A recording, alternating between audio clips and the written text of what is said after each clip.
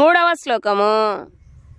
క్షేత్రజ్ఞం చాపి మాం విద్ధి సర్వక్షేత్రేషు భారత క్షేత్రజ్ఞయోర్జ్ఞానం యత్తజ్ఞానం మతం మమ.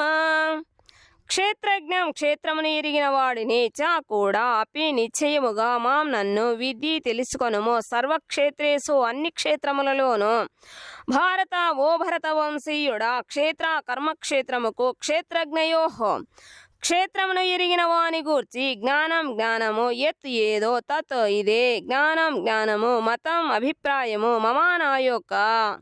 ఓ భరత వంశీయుడా సకల దేహములలో నేను కూడా క్షేత్రజ్ఞుడని నీవు తప్పక ఎరుగవలెను. దేహము మరియు దేహమును ఎరిగిన వానిని ఎరుగుటయే జ్ఞానమనబడును. ఇదే నా అభిప్రాయము. భాష్యము. దేహము మరియు దేహమును ఎరిగిన వానిని గూర్చి ఆత్మ మరియు పరమాత్మని గూర్చి చర్చించినప్పుడు భగవానుడు జీవుడు భౌతిక పదార్థమను మూడు విభిన్నాంశములు మనకు గోచరించును.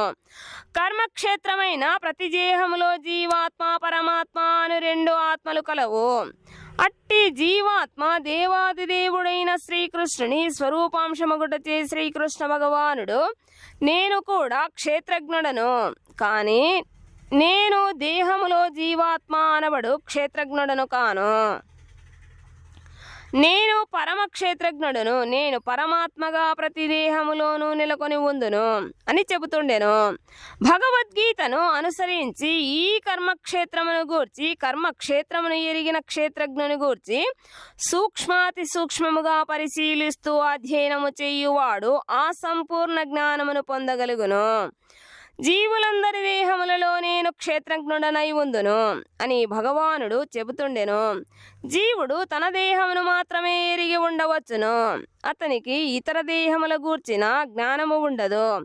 కానీ పరమాత్మగా దేహములన్నింటిలో నెలకొనినట్టి దేవాదిదేవుడు మాత్రము సమస్త దేహములకు సంబంధించిన సకల విషయములను ఎరుగును. అతడు వివిధ జీవజాతుల వివిధ దేహములను సంపూర్ణముగా ఎరిగి ఉండును. దేశ పౌరుడు తనకున్న కొద్దిపాటి భూభాగమును గూర్చి ఎరుగవచ్చును.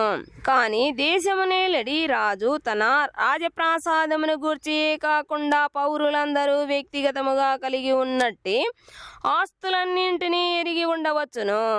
అదే విధముగా జీవుడు వ్యక్తిగతముగా తన దేహముకు యజమాని కావచ్చును. కానీ పరమపురుషుడు సకల దేహములకు యజమాని. రాజ్యమునేలడి రాజు రాజ్యముకు ప్రధాన యజమాని, పౌరుడు అప్రధాన యజమాని. అట్లే పరమపురుషుడు దేహములన్నింటికి పరమ యజమాని. దేహము ఇంద్రియములను కూడి ఉండును. పరమపురుషుడు హృషికేశుడు అనగా ఇంద్రియములను నియంత్రించువాడు అని అర్థము. రాజ్యములోని సమస్త కార్యములకు రాజు ప్రధాన నిర్వాహకుడైనట్లు దేవాదిదేవుడు సర్వేంద్రియములకు ఆది నియామకుడు. నేను కూడా క్షేత్రజ్ఞుడను అని భగవానుడు చెబుతుండెను. అనగా అతడు పరమక్షేత్రజ్ఞుడని జీవాత్మ తన ప్రత్యేక దేహమును మాత్రమే ఎరుగునని భావము. కనుకనే వైదిక గ్రంథమైన మహాభారతము 12:339 ఇట్లు చెప్పబడినది. క్షేత్రాని హి శరీరాని బీజం చాపి శుభాశుభే తాని వేత్తి సా యోగాత్మా తత క్షేత్రజ్ఞ ఉచ్యతే. ఈ దేహము క్షేత్రమనబడును. దీనిలో క్షేత్రజ్ఞుడు దేహము యొక్క యజమాని మరియు క్షేత్రజ్ఞులను గూర్చి ఎరిగిన పరమపురుషుడు నివసించును. కనుక భగవానుడు సర్వక్షేత్రజ్ఞుడని చెప్పబడెను. కర్మక్షేత్రమైన దేహముకు కర్మజ్ఞనకు పరమ కర్మజ్ఞనకు నడుమగల భేదము ఈ విధముగా వివరించబడినది. దేహము ఆత్మ పరమాత్మల వాస్తవ స్థితిని పూర్తిగా ఎరుగుటయే వైదిక గ్రంథములలో జ్ఞానముగా చెప్పబడెను. అదే శ్రీకృష్ణుని అభిప్రాయము. ఆత్మ మరియు పరమాత్మలు ఒక్కటే అయినను భిన్నమనే అవగాహనయే జ్ఞానము. కర్మక్షేత్రమైన దేహము మరియు దేహమును ఎరిగిన క్షేత్రజ్ఞుని ఎరుగనివాడు పూర్ణ జ్ఞానవంతుడు కాలేడు. ఏదేని ఒక చిత్రమును చూచువాడు చిత్రకారిని గూర్చి చిత్రమును గూర్చి చిత్ర ఫలకమును గూర్చి ఎట్టి భ్రమకు గురి కానట్లుగా మానవుడు ప్రకృతి పురుషుని ప్రకృతి యొక్క భోక్త ఈశ్వరుని ప్రకృతిని జీవాత్మను నియమించు క్షేత్రజ్ఞుడు స్థితిని పూర్తిగా అవగాహన చేసుకోవలెను. ఈ మూడింటికి సంబంధించిన వివిధ స్థితులకు సంబంధించిన విషయములలో ఎవ్వరును ఎట్టి భ్రమకు గురి కారాదు. కర్మక్షేత్రమైన ఈ భౌతిక జగత్తు ఏ ప్రకృతి, అట్టి ప్రకృతిని భోగించువాడు జీవుడు. ఈ రెండింటిని నియంత్రించువాడు పరమేశ్వరుడైన శ్రీకృష్ణ భగవానుడు. ఈ విషయము శ్వేతాశ్వతరోపనిషత్తు 1:12 ఇట్లు చెప్పబడినది. భోక్త భోగ్యం ప్రేరితారం చ మత్వా సర్వం ప్రోక్తం త్రివిధం బ్రహ్మమేతత్.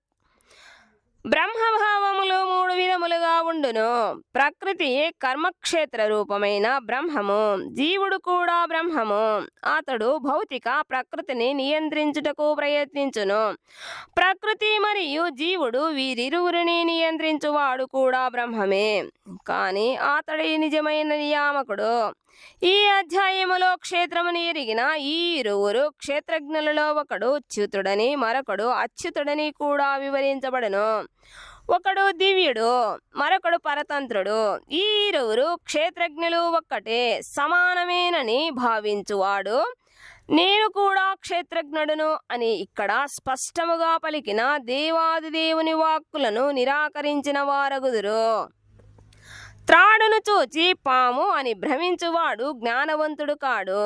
నిజమునకు అనేక రకములైన దేహములు మరియు అనేక రకములైన దేహ యజమానులు కలరు. ప్రతి జీవాత్మ భౌతిక ప్రకృతిపై అధికారము చెలాయించుటకు తగిన వ్యక్తిగత సామర్థ్యమును కలిగి ఉండుట చేతనే ఈ వివిధ రకముల దేహములు ఏర్పడుతున్నవి. కానీ వాటన్నింటిలోనూ దేవాది దేవుడు దివ్య నియామకునిగా నిలిచి ఉండెను. కనుకనే ఇక్కడ చ అను పదము ప్రధానమైనది. ఎందుకనగా అది దేహములన్నింటి సంఖ్యను సూచించును. క్షేత్ర సముచ్చయ శ్రీల బలదేవ విద్యాభూషణుల అభిప్రాయము కూడా ఇదే. జీవాత్మకు భిన్నముగా ప్రతి దేహములో శ్రీకృష్ణుడు అంతర్యామి రూపమున నెలకొని ఉండును. ఇక్కడ క్షేత్రముకు మరియు దాని పరిమిత భోక్తకు పరమాత్ముడే నియామకుడని ఎరుగుటయే నిజమైన జ్ఞానమని శ్రీకృష్ణుడు ఇక్కడ స్పష్టముగా చెప్పి ఉండెను. 4వ శ్లోకము. తత్క్షేత్రం యచ్ఛాయాదృక్షా యద్వికారీ యతచ్చయత్ సఛాయో యత్ప్రభావచ్చ తత్సమాసేన మే శృణు. తత్ అది క్షేత్రం కర్మల క్షేత్రము. యత్ ఏది, చా కూడా, యాదృక్ ఎట్టిది, చా కూడా, యత్ ఎట్టిది, వికారి మార్పులు కలిగినది, యతహు దేని నుండి, చా కూడా, యత్ ఎట్లు, సహు అతడు, చా కూడా, యహు ఎవ్వడు, యత్ ప్రభావ చా ఎట్టి ప్రభావము గలవాడు, తత్ అది కూడా, సమాసేన సంక్షేపముగా, మే నా నుండి, శృణు వినుము. ఇప్పుడు ఈ క్షేత్రమును, అది నిర్మింపబడిన విధానమును, దానిలోని మార్పులను, దేని నుండి అది ఉద్భవించను, క్షేత్రమును ఎరిగిన వాడెవడు, అతని ప్రభావములకు సంబంధించిన నా సంక్షిప్త వర్ణనను ఆలకింపుము. భాష్యము. భగవానుడు కర్మక్షేత్రమును ఎరిగిన క్షేత్రజ్ఞుని వారి సహజ స్థితులను గూర్చి ఇక్కడ వర్ణించెను. ఈ దేహము ఎట్లు నిర్మించబడినది, ఏ మూలకములచే ఇది ఏర్పడుతున్నది, ఎవరి ఆధీనములో ఈ దేహము పనిచేస్తున్నది, దీనిలో మార్పులు ఎట్లు కలుగుతున్నవి, ఈ మార్పులు ఎక్కడి నుండి కలుగుతున్నవి, అట్టి మార్పులకు కారణములేమిటి, జీవాత్మకు చరమ గమ్యమేది, ఆత్మ నిజరూపమేమిటి అను విషయములను ప్రతి ఒక్కరును ఎరుగవలెను. అట్లే జీవాత్మకు పరమాత్మకు నడుమగల భేదమును, వాటి వివిధ ప్రభావములు, శక్తులు వంటి వాటిని కూడా మానవుడు ఎరుగవలెను. ఎవరైనను దేవాది దేవుడు స్వయముగా ఉపదేశించిన వర్ణనల నుండి ఈ భగవద్గీతను అవగాహన చేసుకొనినచో సర్వము స్పష్టము కాగలదు. కానీ దేహములోని పరమాత్మని జీవాత్మతో సమానమని ఎవరునూ భావింపకుండా జాగ్రత్త తీసుకోవలెను. అట్టి భావన శక్తిమంతుడైన వారిని శక్తిహీనునితో సమానము చేయుట వంటిదే కాగలదు.